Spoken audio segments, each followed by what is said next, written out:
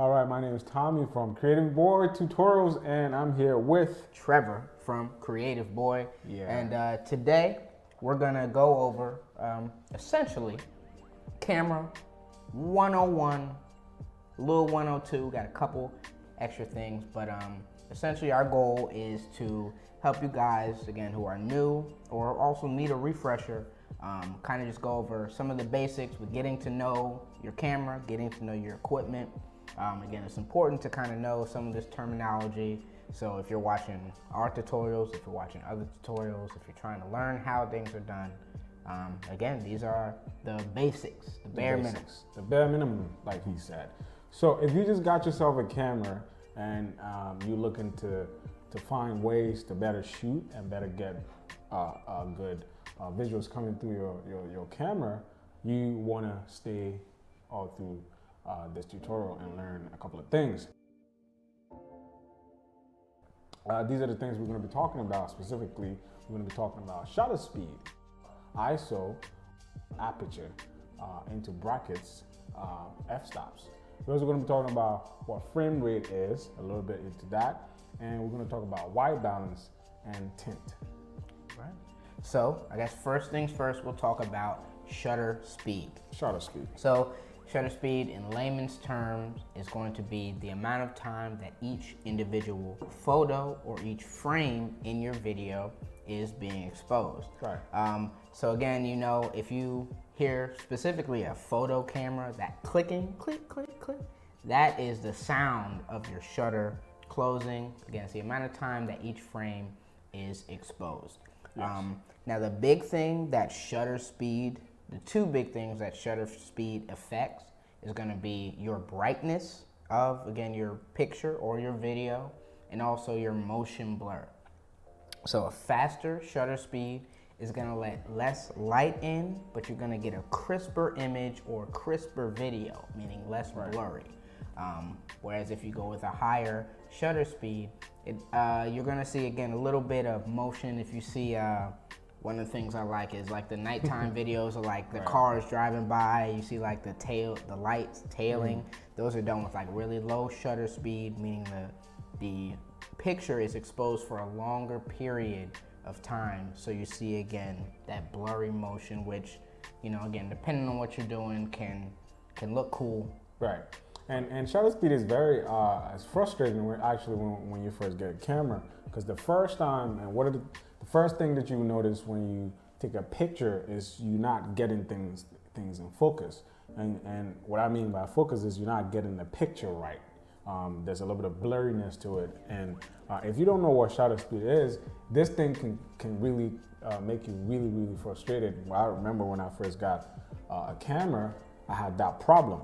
But creatively, you can actually use shutter speed to do very nice things. I'm just going to show some examples of low shutter speed pictures.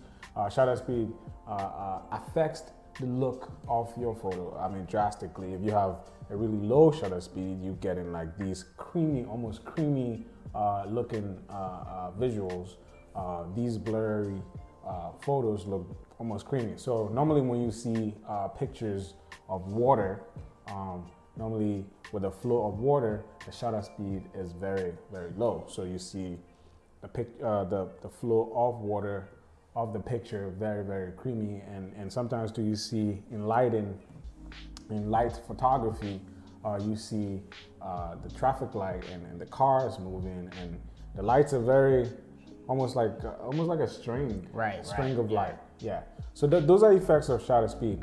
So if you don't know what shutter speed, if you know how to use it well, you definitely gonna run into problems. So as Trevor was explaining, you know, that was well, again, I am more video, but one thing you did bring up, that's a good point with shutter speed, especially if you're on the photography side.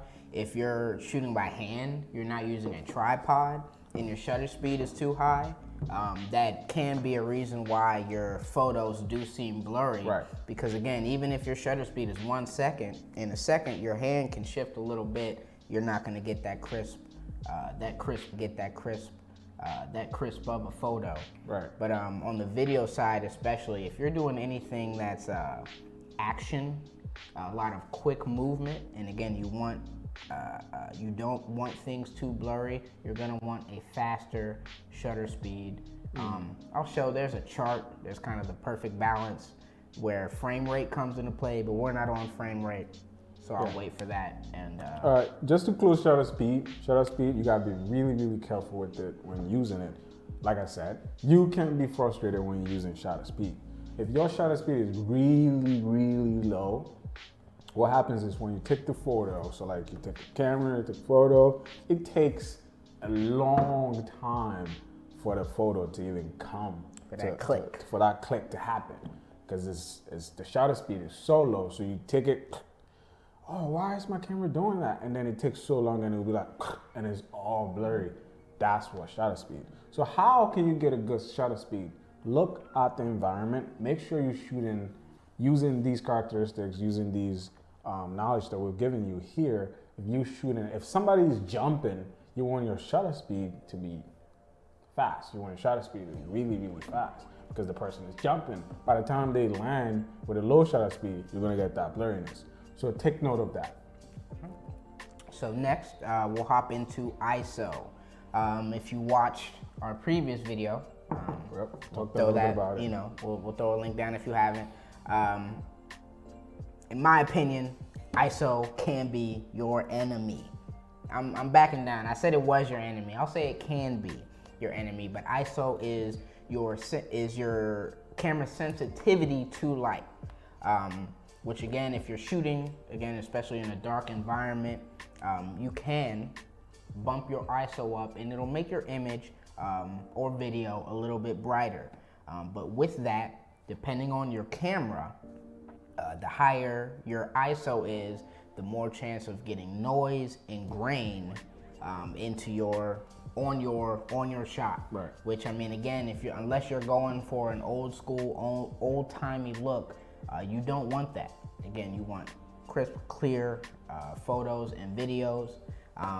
And again, bumping your ISO too high, with most cameras, I'd say once you start getting around like the 1,200 over 1,000 range, is when again you start getting grain, you start getting noise in your video, on your pictures, and again, you don't want that. So that's okay. So the next thing we're going to talk about is aperture. So aperture is the amount of light you let in your camera or in an optical system. Aperture is very, very important, and it could be the f-stops. And I'm going to actually break it down little by little so you know. So f-stops are very, very, very, very, very important. I think it's one of the most important ones.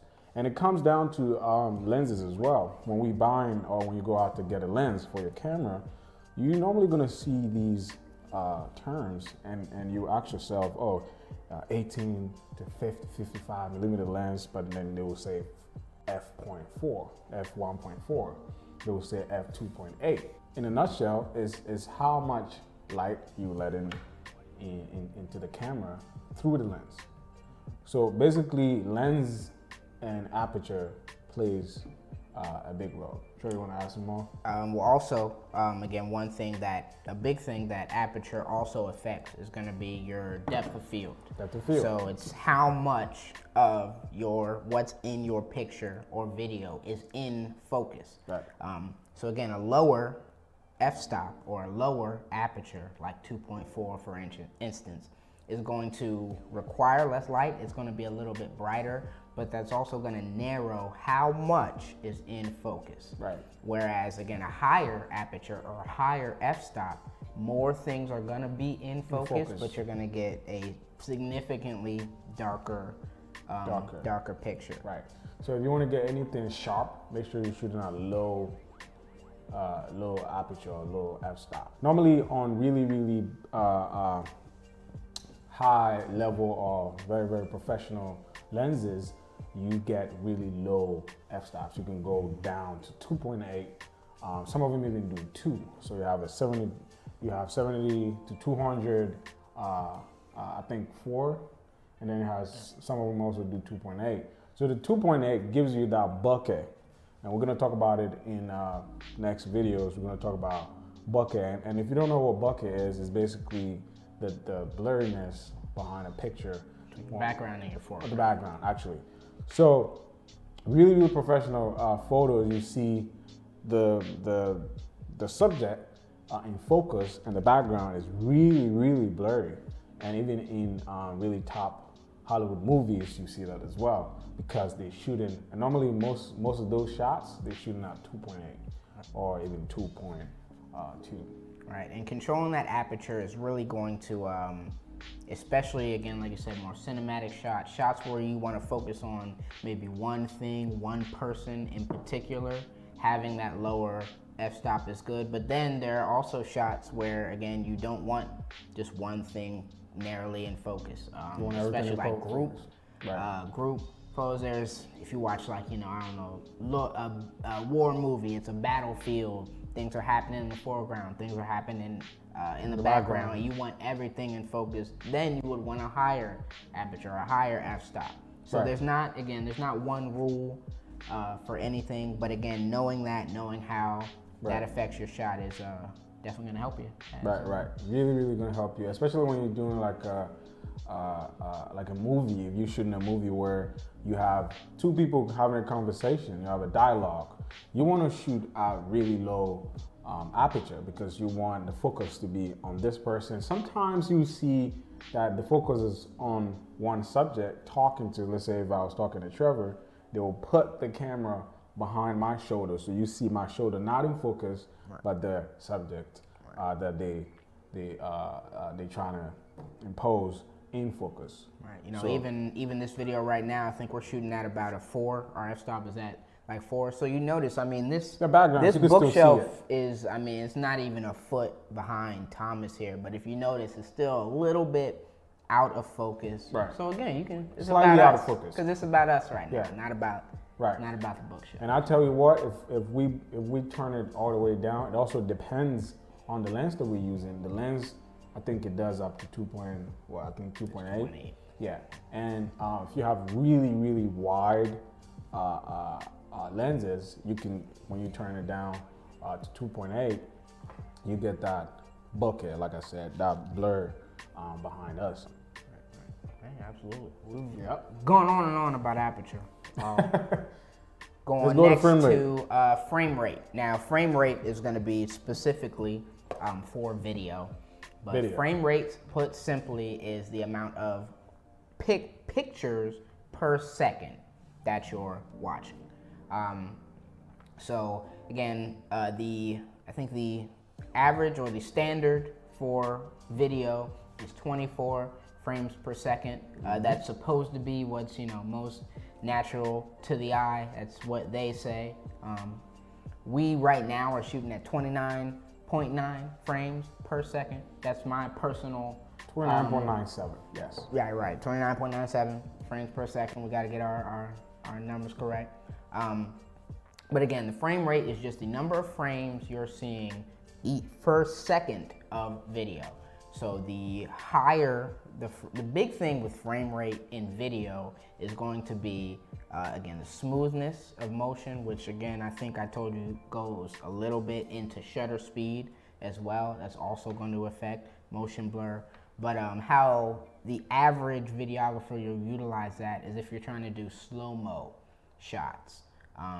Again, like I was saying, the average rate is 24 per second. I can tell you, I almost never shoot at 24 per second. For something like this, a shot like this, where we know we're not gonna need any slow motion, there's no B-roll or anything like that, you can definitely do it. I would personally tell you to never shoot B-roll at 24 frames per second. You wanna shoot high. Yeah, because it is like my third grade teacher, Miss Bernie, would say, if you're shooting at 24 frames, you get what you get. If you try and do slow motion with 24 frames, it's gonna be choppy. Typically B-roll, you would want to shoot at 60 frames. Some cameras can even do 120 frames, but that's what would allow you to, if you shot something at 60 frames per second, you can slow it down 50%, and it still would be 30 frames. So it would be slow, but it would be smooth. Right. The again, the industry standard rule is that your shutter speed, if you want what's supposed to be more natural to the human eye as far as, again, motion blur, is your frame rate or should be half of your shutter speed, or your shutter speed should be half of your frame rate. So if you're shooting at 30 frames per second, you would want your shutter speed to be at least 1/60. Because again, how we talked about, again, shutter speed being how quickly each photo is cut. Things can also be too quick, where again, everything is so crisp. If somebody's running and you see everything so crisp, that's not natural. So it can look weird. So that balance, again, I'll throw the chart in there, but there is also a balance between shutter speed and frame rate in video so that things look natural. You don't have to follow that rule. Again, artistically, you can break the rule within reason, but there are, again, as we know, there are rules to the game. If you're looking, you got to know the rules to break the rules. So it's very important. It's very important for you to know the rule first. Then you can break it. Next off, we're going to be talking about white balance. And I have these cards over here, which will help me explain it really, really well. In layman's term, white balance is how warm or cool your video is. And there's a standardized acceptance of white balance. You can't bump something really, really warm, and I mean almost to yellow, and tell me that, oh, the white balance is perfect. So you want to make sure that you're using your camera's white balance meter to figure out that. You also want to train your eyes on how to know when you have a good white balance. Sometimes if you've not done videography or photography for a long time, you wouldn't know. So these cards help us a lot. If you want to achieve a really good white balance in a place where there's a little bit of warmth, it's very warm. Normally when you use the regular bulbs that we have, the yellow bulbs, it's very, very warm, almost yellowish, and it makes everybody look yellow. The reason why those bulbs are yellow is because of the eye, because a lot of people want to cut down the blue light, right, which is really, really bad. So most hotels and places that they do events and stuff like that, they got these yellow lights because they don't want people to, they don't want a lot of blue light. So what you do is you take one of these cards and you point it up, and you go to your settings in your camera, and maybe on subsequent tutorials, we're going to show you how to do it with these cards. But what you do is you lift these cards up, and then you let somebody do it for you, or you make somebody hold one of these cards up, and then you point it towards the white one. You go to your white balance and make sure you adjust it you adjust your white balance or you adjust the video to meet this white card. Because sometimes wherever you shooting your video, it's so warm that you don't even, every white thing looks yellow. Like everything you see there is yellow. And if I can too, because again, the card, the whole point of the cards is that it's giving you an absolute white, an absolute black, and right. absolute gray. Because even like the wall behind us, this even works when colored lights. This wall behind us is white, but there's green, and there's a green and a blue light behind it. So if all of these lights were green and blue, then you're not going to be able to know, all right, well, are these cups white? What is actually white? So having cards like this allow you to, again, have a definite kind of reference to the white, black, and gray, which those are the main, again, kind of solid foundation colors to affect that temperature. Right, and vice versa. If you're in a place where it's very cool, you use D-block. You want to make sure that your white balance, you're getting the cooler. And see, normally the technicals are good, but sometimes you want to use your eye. I mean, look at the picture.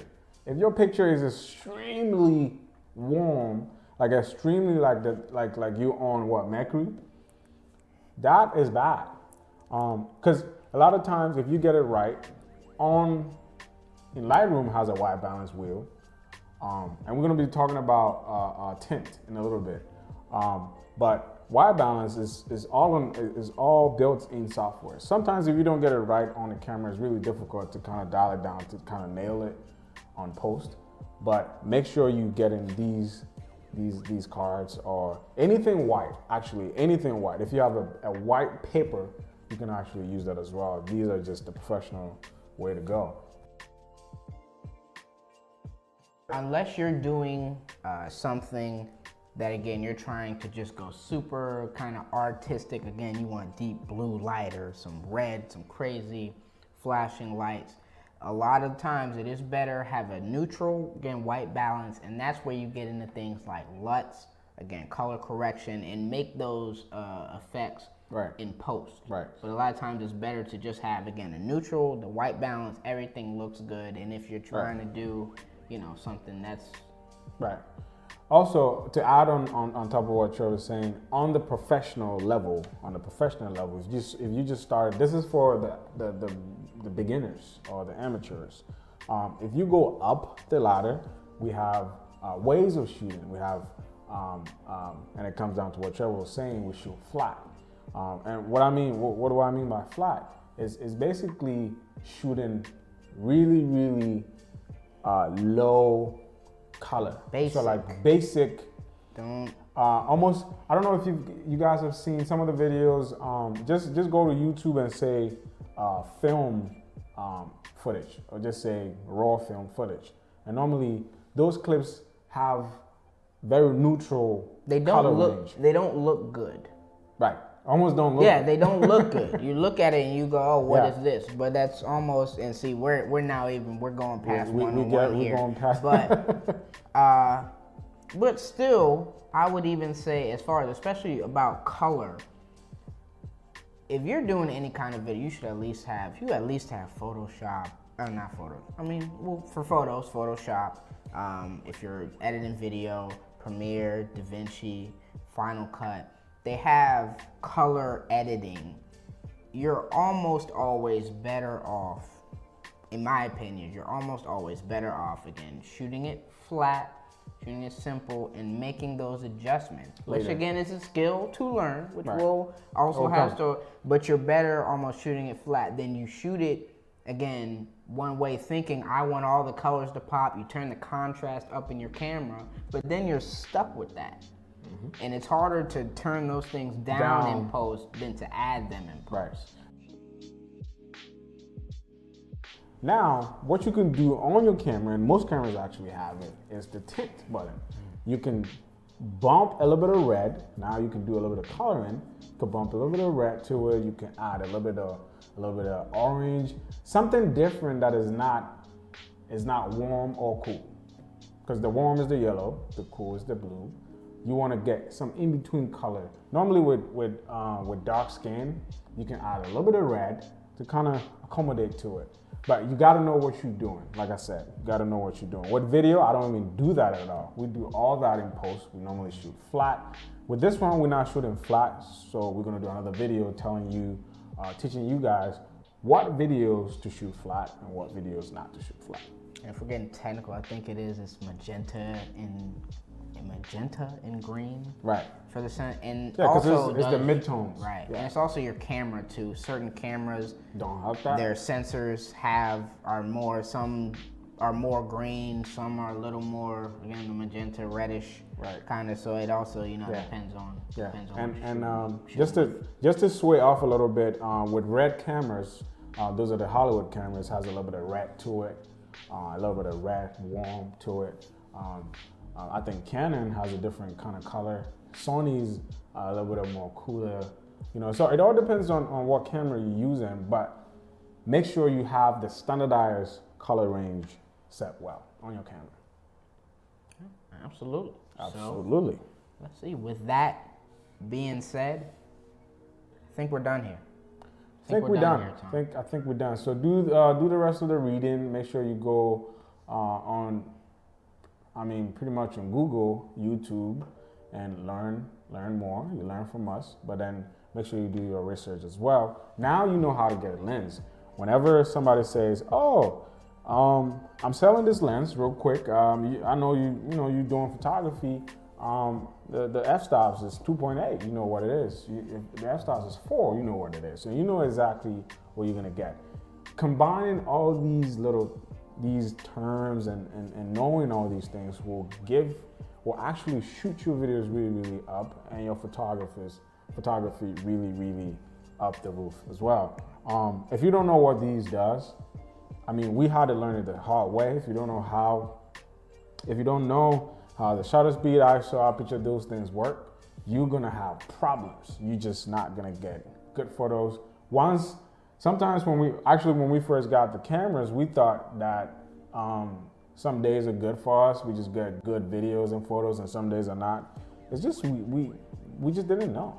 So sometimes you just gotta know, the nitty-gritty of these terms, and you're gonna get really, really good videos and photos. And don't just learn the terms, but understand them in practice. And again, practice is key. Shoot stuff with your friends, with your family. Shoot everybody. You practice. Learn it in not just knowing the terms, but again, knowing how they actually work, how they actually apply. Right. And I mean, again, it's just things you learn, trial and error. It's like we say, and there are certain things where, again, you learn it and then you break it. We talk about frame rate. The standard is 24. We're not shooting this in 24 because we personally think, I think 29.97, I just think it looks better. I don't care. Right. And a lot of times people say, oh, I don't do shoots indoors. I don't do shoot outdoor. It's just because they don't know. Mm-hmm.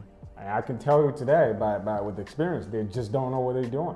And if you don't know what shutter speed, ISO, frame rate, all these little things we're teaching you guys, if you don't know how it works, you can't even use any external devices. So you can't even use lights well.